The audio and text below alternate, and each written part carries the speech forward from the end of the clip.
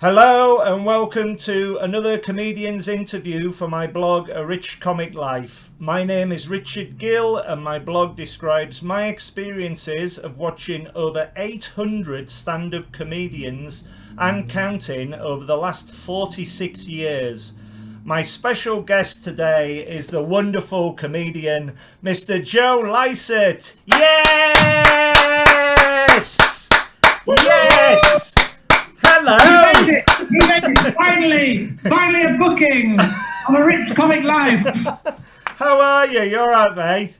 I am very well, thank you. Well, I say that I've been doing, I'm trying to get big and strong because I've got nothing else to do. I've been doing lots of push-ups and I just did some and my arms are killing me.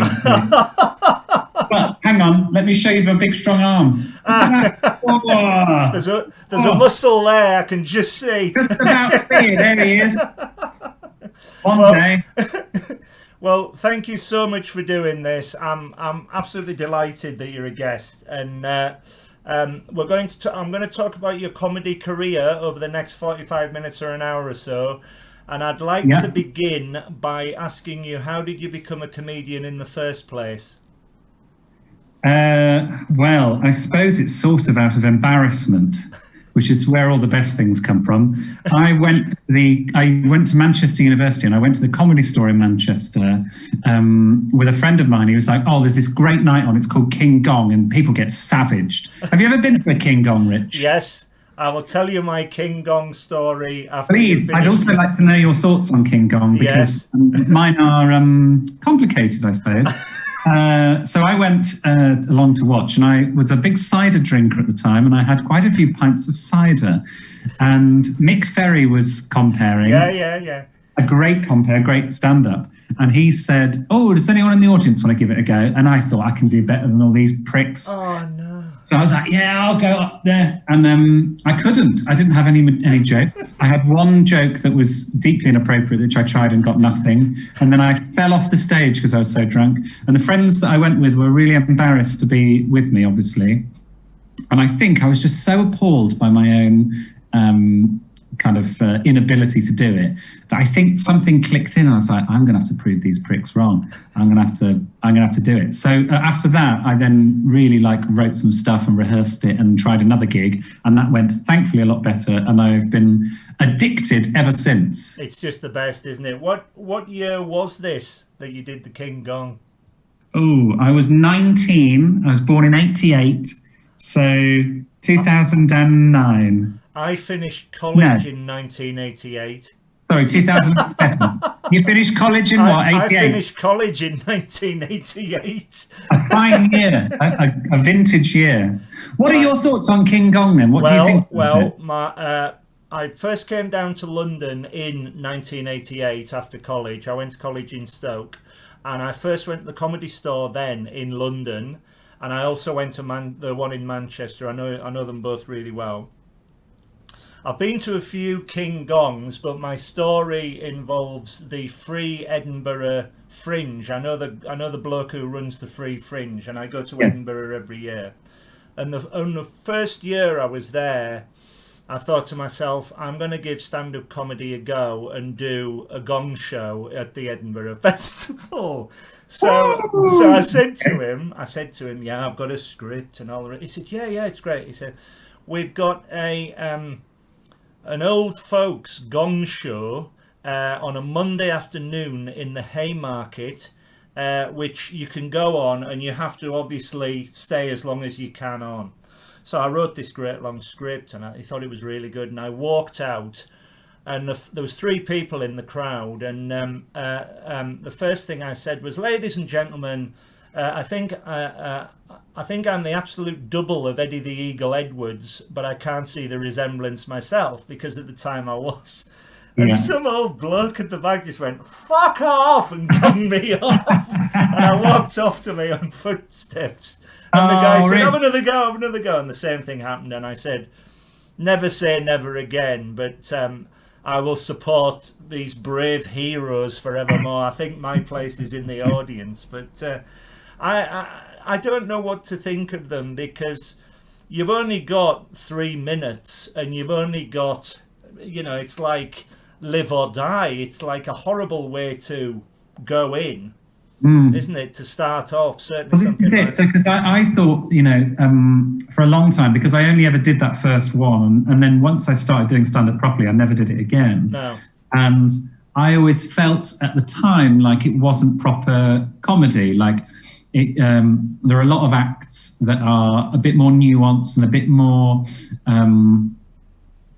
delicate, I suppose. Yeah. Would never thrive in that environment, and they'd just be shouted down because they don't get to a punchline quick enough. And I thought that was a real shame that was kind of one of the key ways that people think you get into comedy, is to kind of beat this baying mob of people, and that's never how I saw it.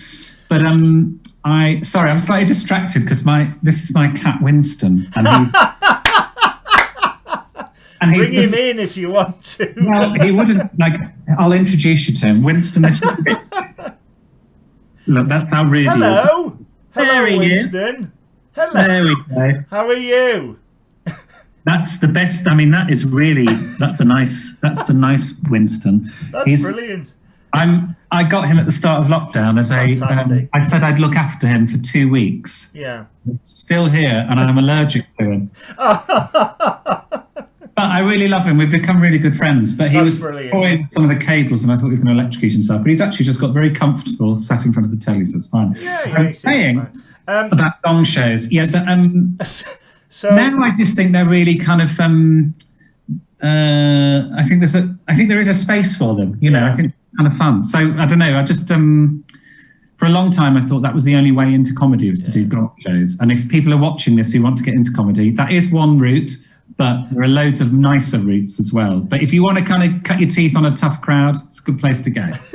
So after this first show, did you then do a lot of 5-minute spots in pubs with friends to get your experience? Yeah. Yeah. The only thing that's not accurate in that sentence is I didn't ever take friends. Right.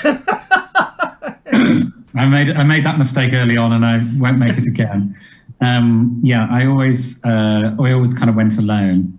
Right. And I just liked having dates in the diary. I thought that looked cool. Yeah. Like having on the website saying, on the 4th of May, I'm going to Tipton. On the 5th of May, I'll be in Cradley Heath. And I loved having, even if these were the shittest gigs ever, I wanted to just, it looked to people on the outside, I thought, like, I'm being booked. People want me. I'm a mover. I'm a shaker.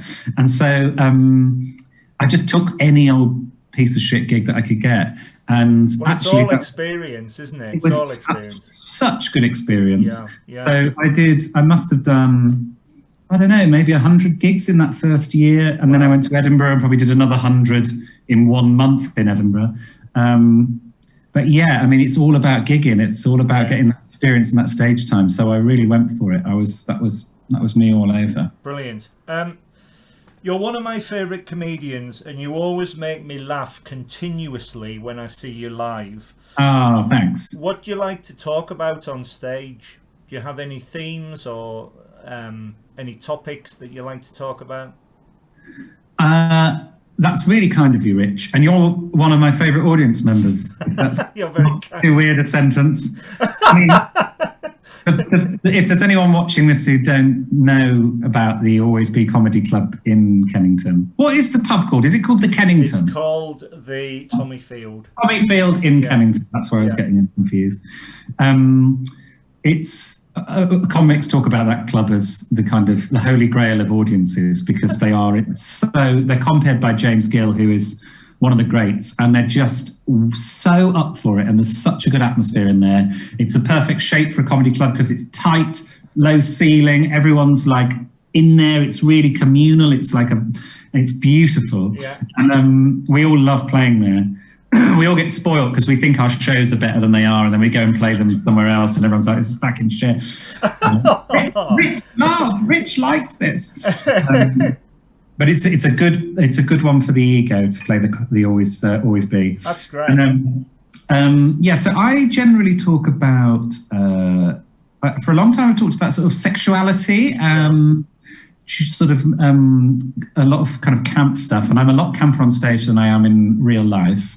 It's just it's where kind of show me turns on, and I mean, when I'm pissed, I get camp as well, but I'm not as camp as, I mean, it'd be ridiculous to be as camp as I am in real life. I wouldn't get anything done. But yeah, I talk about that sort of stuff. But increasingly, I talk about sort of socially justice things, I suppose. And when things have annoyed me about the way LGBT people are treated, or when companies behave badly, that kind of thing. Yeah. I've started talking about that more in my stand-up. And so I'm interested in kind of playing with the rules of how you interact with institutions and authority, because I'm not great with being told what to do. So I like to play with that and see how far I can go. What's brilliant in your act is that you use a PowerPoint to demonstrate emails that you've sent on specific subjects, and the more that you see on the PowerPoint, the funnier it gets with your delivery. And because presumably all these subjects happen to you, because I've got your book here with them all in. And it is preposterous what genuinely happens with the replies and everything. It's a wonderful thing. It's about volume, because obviously a lot of people just don't respond or whatever. Yeah. You just need a couple of people to bite, and when it happens, very exciting. The thing is, I haven't done it for a while, and the people I've been trolling are people like the head of Channel 4, probably slightly naughty because he gives me a lot of work, but this a lot of this house is thanks to Channel 4. Thank you, Channel 4. He emailed me, because he's like the big dog and everyone's sort of frightened of him because obviously, they want to get ideas commissioned or whatever. But the minute somebody gets that kind of power, I think, right, we have to play with this person, even if they are the one giving me all the work. He emailed me to thank me for to congratulate me on a nomination I had for an award. So I replied as a pretend assistant that I'd created, and said, Joe would like to thank you for your email and has asked me to pass on this letter, which I will post to you for your records. And then I had like a proper letter made up with like letterhead and all that. And it just said, Dear Ian Katz, thank you for your email. Regards, Joe Lycett. And then I just printed it out and posted it to him as well. And he was like, thank you for your very interesting letter. I'll keep it on record. So I like sort of pissing about with them, wasting people's time. It's such a good way of expressing what happens to you on stage, and it so engages the audience watching you. It's fantastic. To date, can you tell me what your worst comedy gig was? I can't imagine you having many worst comedy gigs. But have you had any? Have you had any difficult ones? Oh yeah, that first one that I mentioned was really awful. I toyed with, a lot of comics will do corporate gigs where you kind of go along to a dinner or whatever, and you do a bit of a turn. And I did one for Virgin Atlantic, which was pitched to me as being on a flight to Edinburgh. Everyone on the flight knows there's going to be some comedy. They've booked to see a comedy on a flight. It's going to be marvellous. Going to have a great time. I get on the flight and they don't know there's any comedy. And there's also no PA system. I've got a microphone that's plugged into a thing powered by AA batteries, a speaker. And I just have to stand up like I'm going to take them hostage and start jokes at them. And they're all business people going from London to Edinburgh. They're all, and it was so awkward and horrible. And they'd got a whole PR team there, so they were filming it and they were like taking photos and they're expecting it to be this huge thing, and I just died on my ass. I just had a horrible time. And then I had to sort of sit back down on the flight. It wasn't like I could leave the gig. I then had to continue the rest of the journey. No. It was monstrous. It was awful. So yeah, not good. So now I don't, basically based on that, and I tried one more because my agent was like, corporates can be very lucrative, and I just tried one more and I hated it. And I just think there's something in my DNA that just doesn't want to work for business people, basically. if you run a business and you want to pay me hundreds of thousands of pounds to do your business thing, I immediately don't want to do it, even though there's all that money at stake or whatever. I know Jimmy Carr gets tens of thousands or whatever, but I don't want to do it. No. So I've lost lots of money because I don't want to work for the man. When you walk on stage, how do you cope with any nerves, if you get any before? I do always generally get nerves, and I think nerves are good. They're like, they show that you care and that you want things to go well and you're invested in the gig. So I think nerves are really good. And the minute you don't have nerves, then you should be doing something to frighten yourself a bit. Yeah.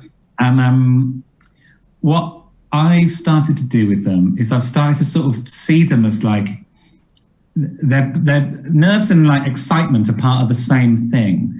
And if you can sort of channel them in this like, oh, here we go, something's going to happen, you sort of start to feel like it's a, pre-party kind of feeling.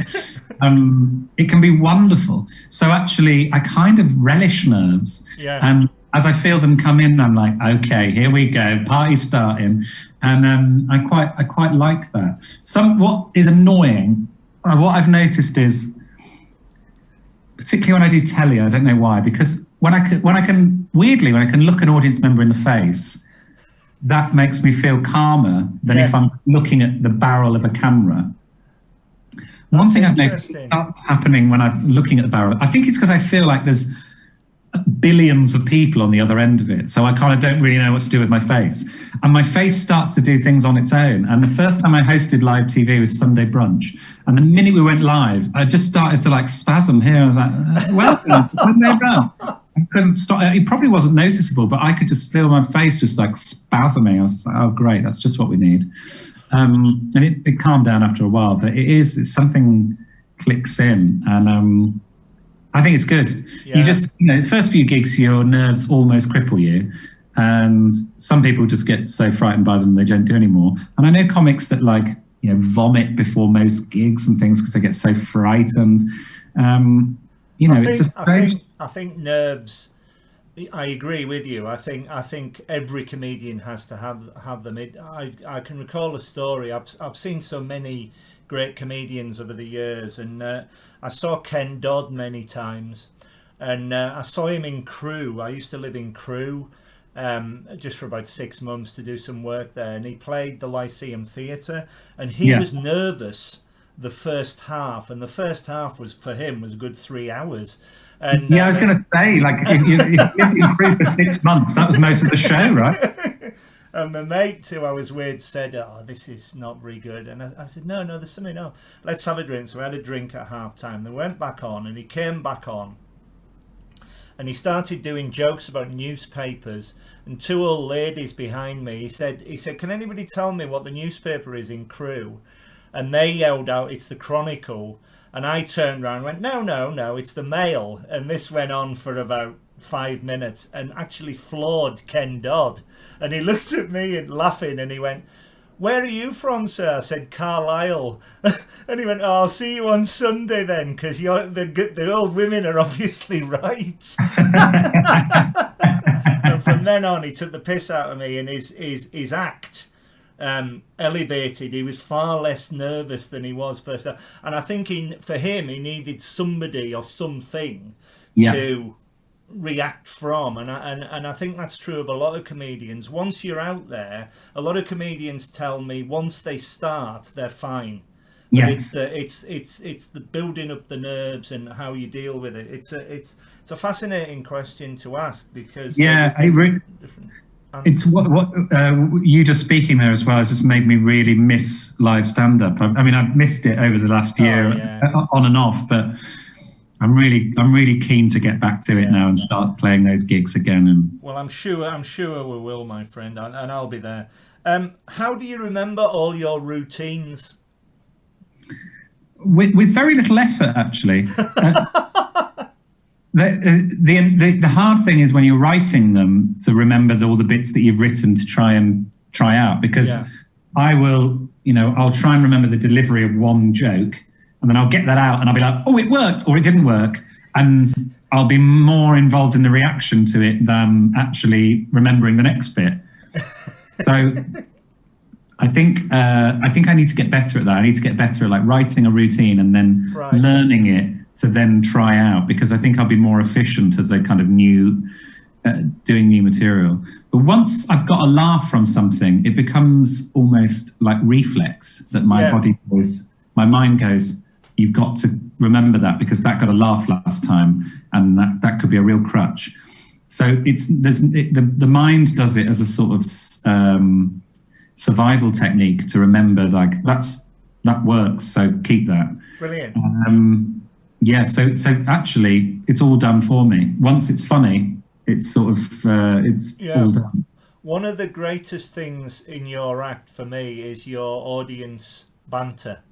And I think a lot of comedians have it, but you find you seem to be effortless with it, and it's a very good way for you to get the audience on your side, because you're very warm and endearing on stage. You can practically say anything to them, and that's what makes it work. Yeah, it's strange actually when I've done TV stuff and you have to kind of TV stand-up and you have to just go out and do the jokes and don't mess with the audience, whatever. I always find that really tricky because my rhythm is to go out and to kind of go hello, and I might do like one opening line, whatever, to kind of get them on side. But then it is a little bit about going, oh, nice to see you, and doing stuff. And that's actually me calming down from the nerves, right? And kind of getting like going, oh, hello, nice, having a chat, and they go, oh, there's a thing I wanted to tell you about, and then suddenly I'm into material. But if I don't have that little, and it only needs to be 30 seconds of me just having a like, oh yeah, whatever, then I do find it quite hard to just go straight into material. It almost feels rude in a weird way. Yeah. Like, hello, here's a story. Like, you wouldn't do that, would you? You're like, hello, how are you? How are things? Yeah, no, I'm fine. Well, let me tell you how I am, actually. And it's a bit more conversational, I suppose. Yeah. It's a brilliant way, as I say, of getting an audience on your side, because they warm to you and they're bantering with you, So yeah, I think it's and it makes them feel like, oh, this is a person who's present. It's not someone who's just coming out and trotting out stuff they've done for 20 years. Someone who's in the room with us and is willing to be, because stand-up, unlike a lot of theatre, it's essential that the audience are there, and in theatre they often ignore their audience, and stand-up, like, it's all about a reciprocal relationship. Yeah. You won the 2009 Chortle Student Comedian of the Year. Yeah, I did. And you were runner-up in the 2009 Laughing Horse New Act of the Year. Yeah. You were also a finalist at the BBC New Comedy Awards in 2012. Yeah. Describe these experiences. In other words, do you like entering comedy competitions? What do you think of them? Are they a necessary element to a comedy career? I wouldn't say they're necessary, but they're gigs. Yeah. And when you're starting out, you need as many gigs as you can get, and they're generally well-run gigs. So for me, it was just like, oh well, I'll enter that because it would get me some stage time. Yeah. And if I win, great, or if I do well, great. And so I entered loads more than that. Those are just the ones that, I managed to do well at, but there are all sorts of comedy competitions. And I just treated them like gigs, just thought, okay, it could lead to something, and it's an opportunity. And I sort of became a bit obsessed with doing them because they were, they were guaranteed good, decent audiences with somebody that might give me advice afterwards. I might meet somebody, I'm a pro them. Yeah. Did you feel that when you did well in them, more work came along? Did you get more gigs as a result of them? I think so. I mean, particularly the Chortle one, I noticed, the minute I won that, there were lots of cards being put in my hand from various agencies and whatever. So I definitely think that one was a good one. And the BBC one was good because that was on the radio as well. So it's a bit, although I was beaten by Angela Barnes. That's just not on. It's just not on. Absolutely furious. But no, they were really. She was amazing that night. She actually, is a great comedian. She was really funny, but also really. She was asked quite an awkward question, and she answered it really brilliantly. It was to do with being a woman in comedy. All right. And I can't remember her answer to it. I can't even remember the question, No. but I remember just being like, "Fuck, that's good." Yeah. And just off the cuff, it was really good. Yeah. So yeah, no, I'm pro them, and when comics, new comics ask about them, I just think, treat them like a gig. If you do well, fab, and if not, then it was experience. Yeah, and of course. if you do badly in them, it really doesn't affect anything. No. Nobody remembers that I, didn't do well in the So You Think You're Funny semi-final. Nobody cares. Let's move on to Edinburgh. I go to the Edinburgh Fringe every year. It's my holiday. I go there for a week and I see about 50 shows a week. I'm exhausted by the time I've come back. I bet. I have the best time. It's just the greatest time. What was your first Edinburgh festival like?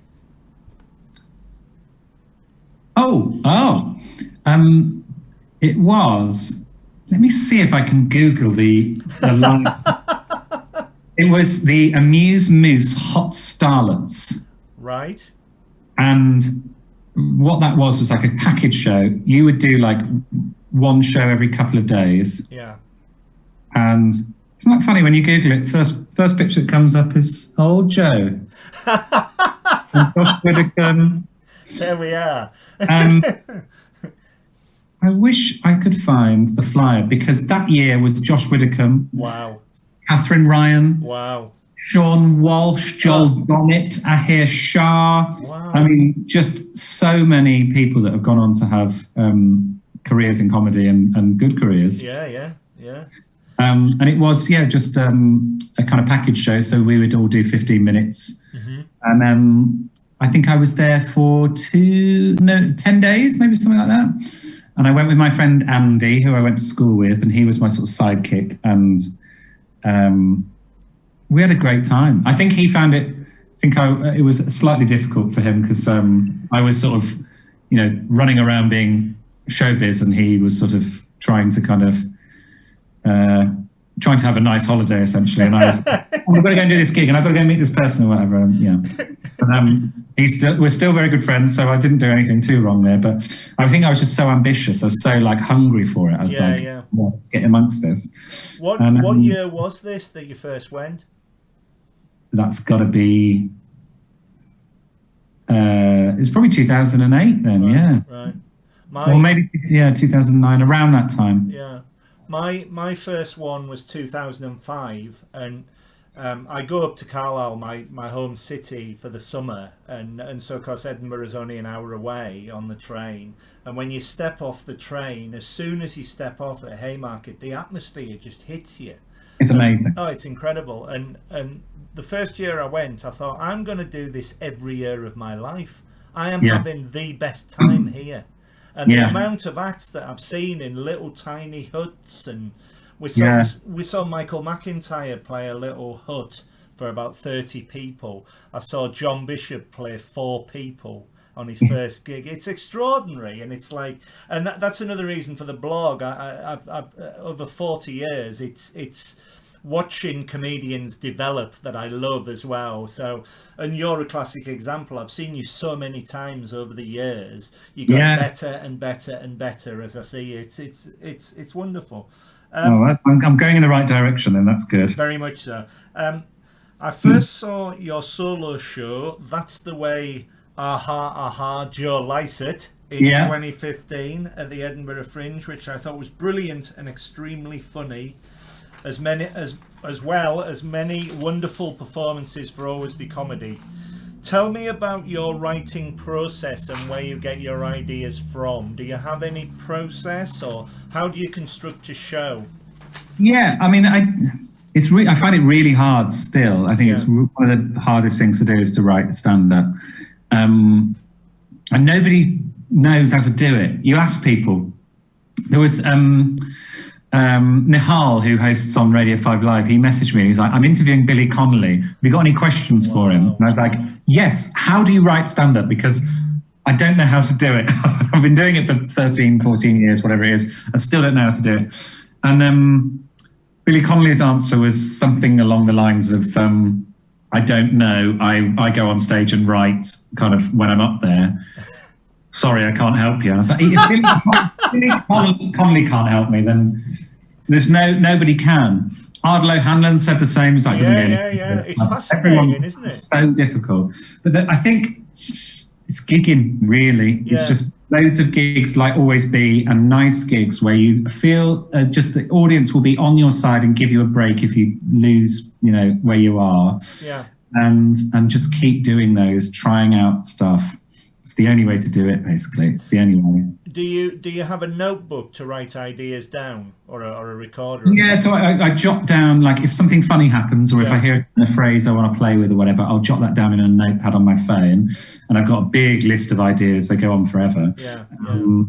But then it is really about, I can try and sit and write stuff in at home, or I've got this studio that I write in, but actually the best stuff is always kind of worked out on stage. Yeah. Or when I'm pissed.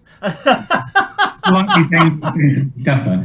But I had this day when I was writing, I think that show, that's why I had Joe Lycett, where I was like, I'm going to write today. And my housemate was like, I'm going to the pub for lunch. Do you want to come? And I was like, yeah, I'll come for lunch and then I'll come back. And then we got to the pub and he was like, I'm going to have a pint. Do you want a pint? I was like, yeah, I'll have one pint, but if I have any more, then I'll have to write or whatever. And then he was like, I'm going to have another pint. I was like, yeah, okay, I'll have another pint. And then I ended up just getting totally shit-faced with him. We refer to it as the best day ever because we just had this amazing day wandering around Birmingham getting pissed. But because I had that anxiety of like, I should be writing, I was still like trying to jot stuff down and thinking, what am I going to do? And I ended up getting about 10 minutes of usable stuff from chatting with him, things that happened in Birmingham that ended up in my final show. That's brilliant. Actually getting pissed does sort of work. That's a great answer. Well, I don't know if it's good advice for a lot.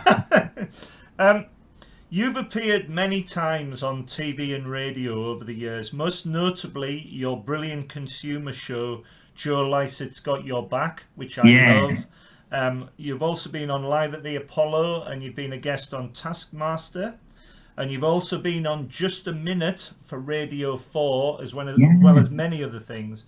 What are the differences do you think of working in TV and radio as opposed to live stand-up? I was going to say something, and I am going to say it because it's slightly facetious, but working in... no, it's not actually. Working in radio and TV is not as good, basically. It's amazing in other ways, but nothing captures the live stand-up thing. What it is amazing at is scale, in terms of you can make stuff happen that you couldn't with live stand-up.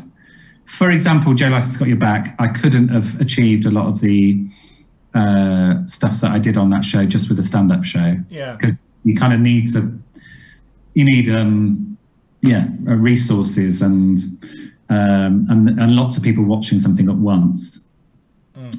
And I'm really interested in live telly. I really want to do more live telly because I think live telly of old used to be really good. It's got quite safe these days.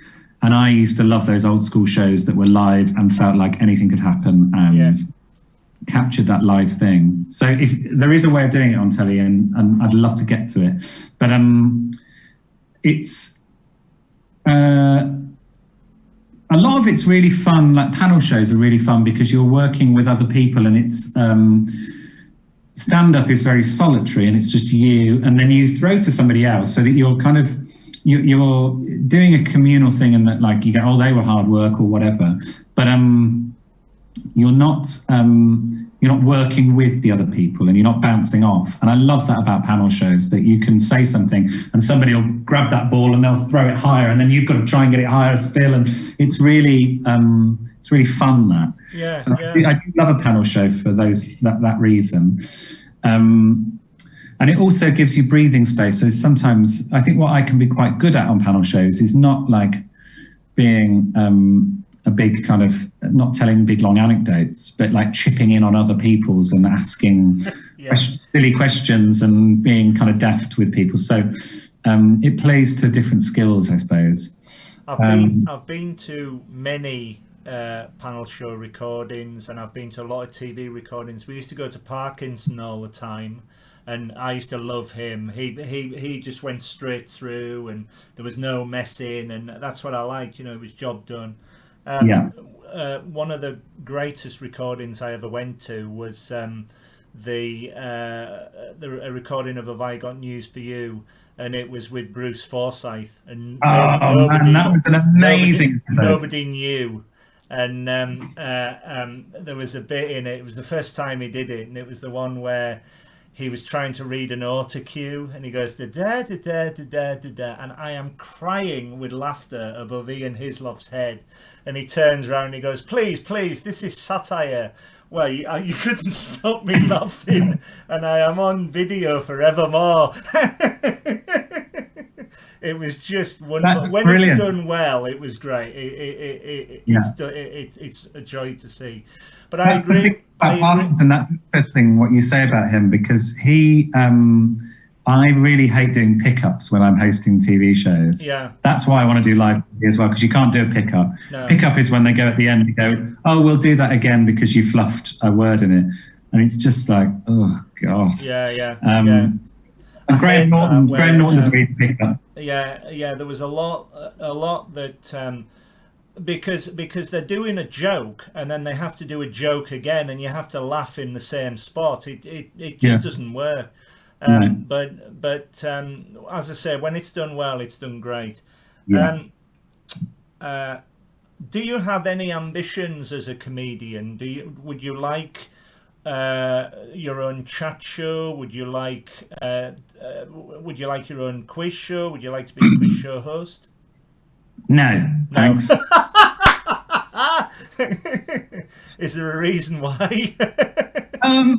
Nothing against quiz shows, but they just don't. I did one, and I really enjoyed making that. That was with Alison Hammond. Yeah.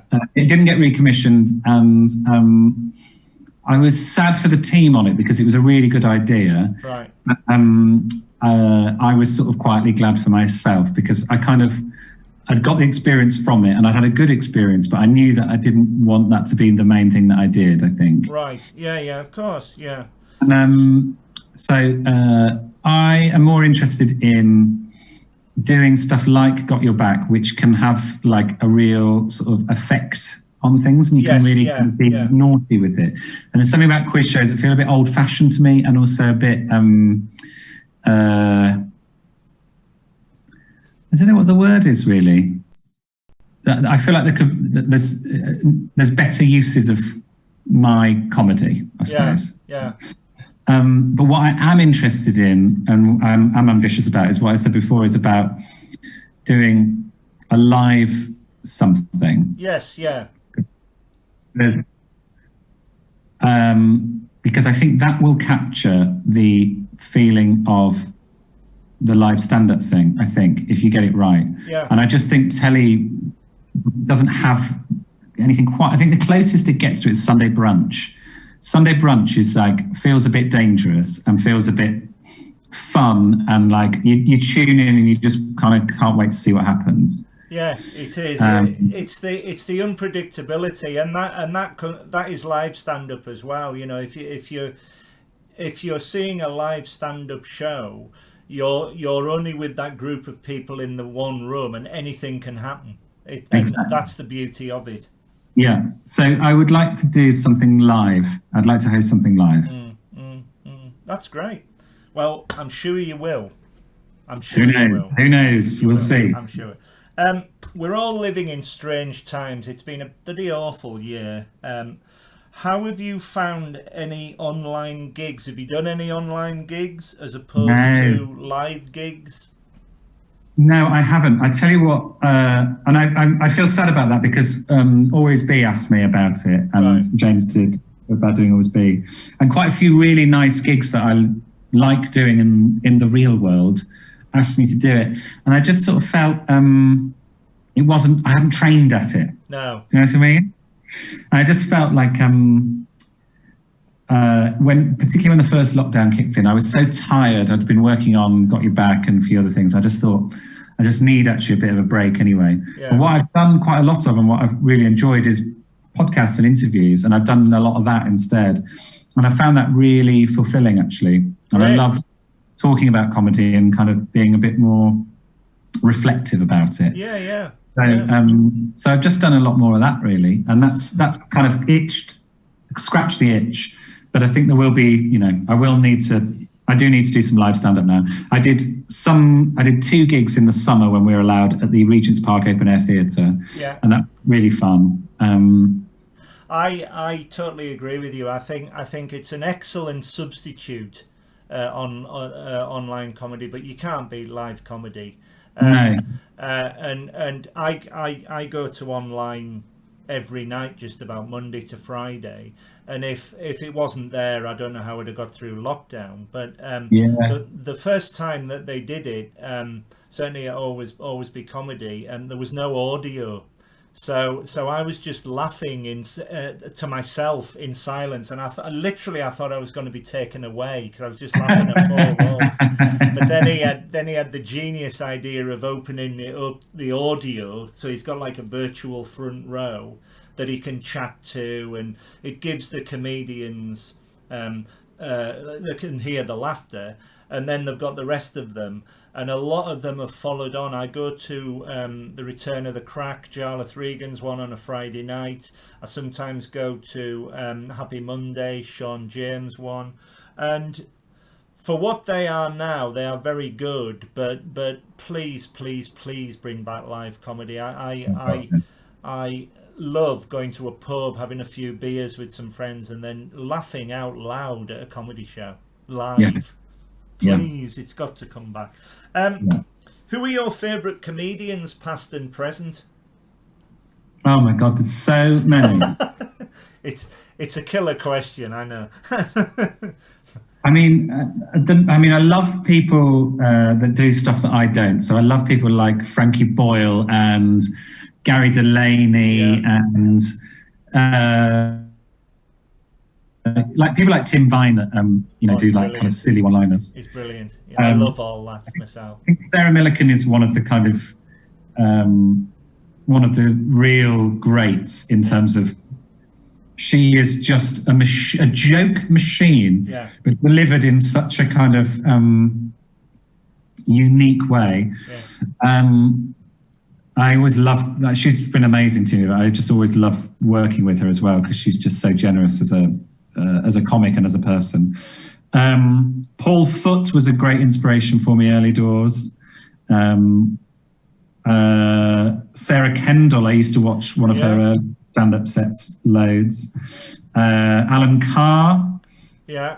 Lee Mack. I used to basically, all of the people that did Live at the Apollo, I used to watch their sets over and over and kind of obsessed about them. Of the new generation, people like Rosie Jones is just phenomenal. So funny. Yeah. Love working with her. Marwan Rizwan, I think, is really good. God, there's so many. Like, I'm trying to, basically anyone who's been booked on Taskmaster. I was just thinking, because that's what I was watching. Yeah. The reason why I ask it is that there is a section in my blog called "The Ones That Got Away," and there's 25 comedians that I've written about who have either sadly passed on or I haven't been able to see. And top of the tree are Morecambe and Wise, because they're the reason why I love comedy.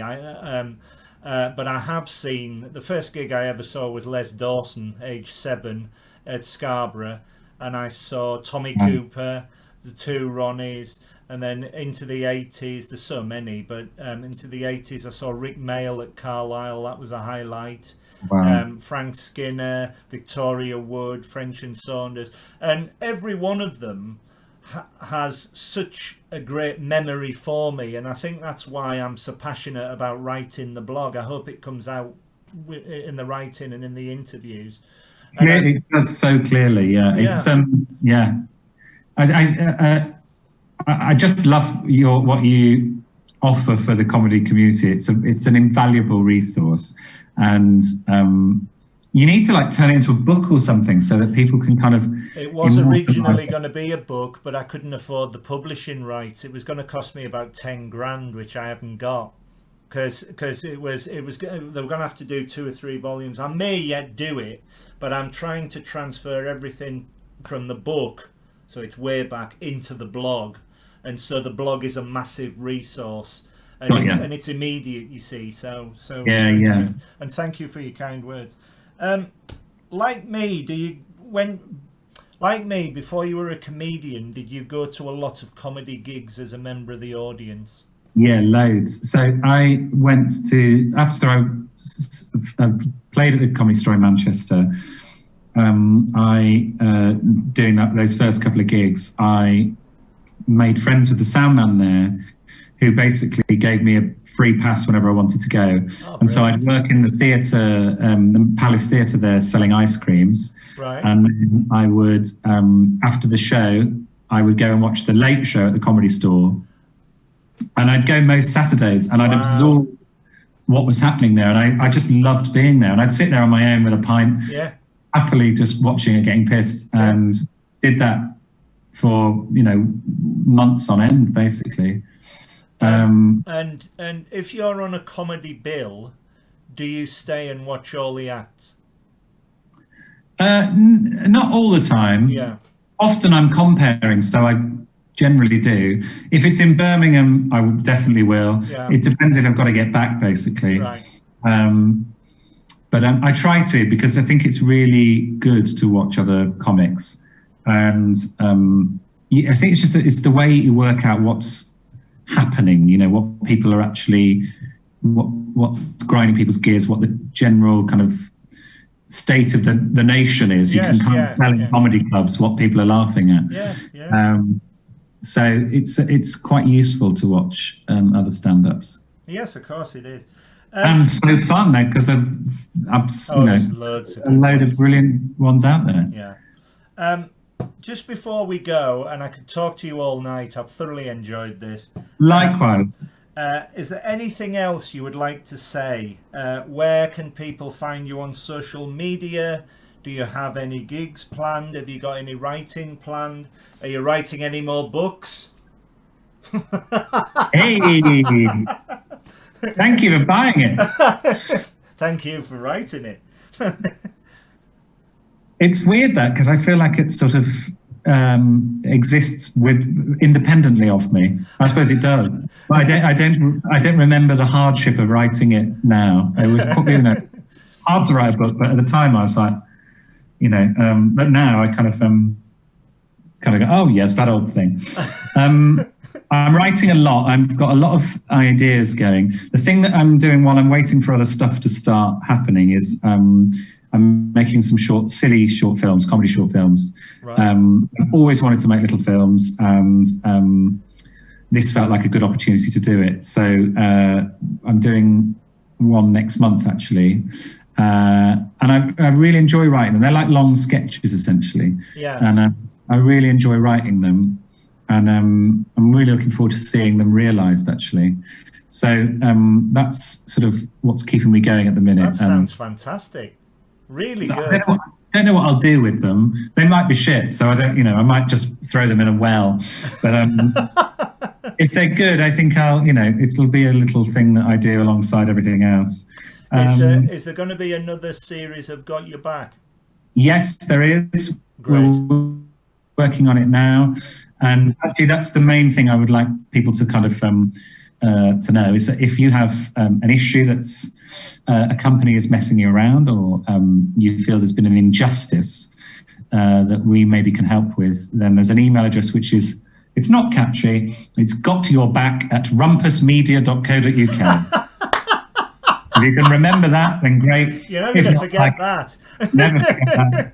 And we're looking for, particularly stuff that, people that have been messed around in lockdown and furlough issues and all of that. Yeah. We are absolutely up for hearing about that. So, and are you writing a tour show for when lockdown is lifted? I'm writing stand-up. Yeah. And I think eventually I'll do a tour. Yeah, inevitably I will. Yeah. But that sort of feels a little bit further off. There won't be anything this year. This year will be going back and getting back into live clubs, basically. Cutting my teeth again with, Always Be and all of these clubs that I love. I want to just go back and do those. And where can people find you on social media? Joe Lycett, at Joe Lycett on Twitter and Instagram and Facebook. And all of them. I'm on TikTok, but I don't really use it. No. I don't know what that is. No. Am I on anything else? No, I don't think so. No. Well, Tinder and Grindr. I'm on Tinder and Grindr. Well, I, for one, will be first in the queue to come and see you live again because, as I say, I think you're one of my favourite comedians. And thank you so much for doing this. It's been an absolute joy talking to you. A pleasure and an honour. And keep doing what you're doing. And I really look forward to performing for you again, Rich. Thank you so much for your time and all the best to you. And you, Rich. Thank Stay you. safe. Control the virus.